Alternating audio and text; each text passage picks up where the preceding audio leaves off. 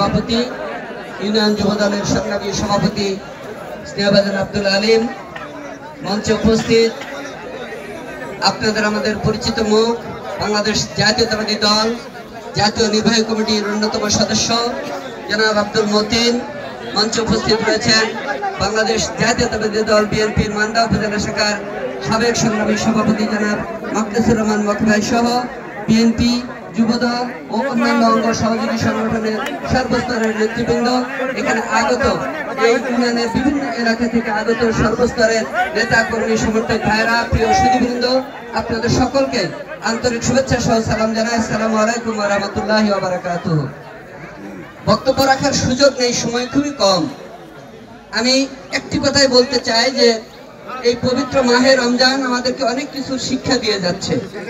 এই শিক্ষাগুলো আমাদের নিজেদেরকে গ্রহণ করতে হবে, এই শিক্ষাগুলো অন্তরে ধারণ করতে হবে এবং সেই অনুযায়ী নিজের জীবন, পরিবার, সমাজ তথা রাষ্ট্রীয় ব্যবস্থা আমরা যদি পরিচালনা করতে পারি, আমরা যদি গড়ে তুলতে পারি, তাহলে এই প্রকৃতপক্ষে এই সিয়াম সাধনার যে গুরুত্ব, তাৎপর্য, সেটা আমরা উপলব্ধি করে বাস্তবায়ন করতে পারবো এবং আমরা সফল হতে পারবো। আসুন এই রমজান আমাদেরকে যে শিক্ষাগুলো দিয়ে যাচ্ছে আমাদের জীবনে যেন সেগুলো আমরা সবাই মেনে চলতে পারি, আল্লাহর কাছে আমরা সেই দোয়া করি। রাজনৈতিকভাবে একটি কথা বলতে চাই যে দীর্ঘ 17 বছর পরে আজকে এরকমের একটা খোলামেলা মাঠে বসে আমরা সবাই মিলে একসাথে আমাদের এই কর্মসূচি পালন করতে পারছি। এই পরিবেশ ফিরিয়ে আনবার জন্য কিন্তু এই 17 বছর ধরে আপনারা অনেক লড়াই সংগ্রাম আন্দোলন করেছেন। আমাদের বহু নেতা কর্মী গুম খুনের শিকার হয়েছে, লক্ষ লক্ষ নেতা কর্মী আপনাদের মতন মিথ্যা মামলা মোকদ্দমায় জেরবার হয়েছে, জেল হাজতে ধরে থেকেছে দিনের পর দিন। এখনো অনেকের মামলা শেষ হয় নাই, প্রত্যাহার হয় নাই, এখনো কোর্টের বারান্দায় আপনাদের অনেককেই ঘুরতে হচ্ছে সারা বাংলাদেশের বিএনপি এবং অঙ্গ সহযোগী সংগঠনের নেতৃবৃন্দকে। তারপরে হাজার হাজার নেতা কর্মীর প্রাণের বিনিময়ে বিগত জুলাই আগস্টের যে আন্দোলন, সেই আন্দোলন একটা গণ অভ্যুত্থানের রূপ নিয়ে আজকের এই পরিবেশ কিন্তু আমরা ফিরে পেয়েছি।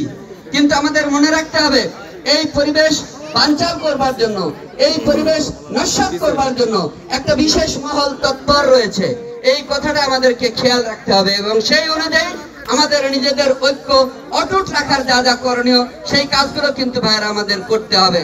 আপনারা জানেন, একটু আগে অনেক বক্তৃতায় শুনলেন আপনারাও, যে এই বাংলাদেশে একটা চরিত্র দেওয়া হয়েছিল যে যা কিছু খারাপ কাজ হয় বেগম খালেদা জিয়া করে দুর্নীতি, তারেক রহমান করে যত রকমের খারাপ কাজ। কিন্তু বাস্তবে আমরা কি দেখলাম, এই যে একটা অন্তর্বর্তীকালীন সরকার আসার পরে, বৈষম্য বিরোধী আন্দোলন সংগ্রামের মধ্য দিয়ে গণ অভ্যুত্থানের পরে যে সরকার আসলো, এই সরকার এসে দেখেন কিভাবে খুঁটিনাটি আস্তে আস্তে বেরোচ্ছে থলের বিড়াল ভাইয়ের আমার। আজকে শেখ হাসিনা এবং তার পরিবারের সদস্যদের অ্যাকাউন্টে বিভিন্ন অ্যাকাউন্ট জব্দ করে দেখা যাচ্ছে এখনই পর্যন্ত 635 কোটি টাকার সন্ধান পাওয়া গিয়েছে। আর 2 কোটি টাকার একটা মিথ্যা অপবাদ দিয়ে বেগম খালেদা জিয়াকে 5 বছর জেল, তারপরে সেটা বাড়ায় 10 বছরের জেল দেওয়া হয়েছে, আপনারা তা জানেন। আর চিকিৎসার কোন সুযোগ দেওয়া হয়নি বেগম খালেদা জিয়াকে।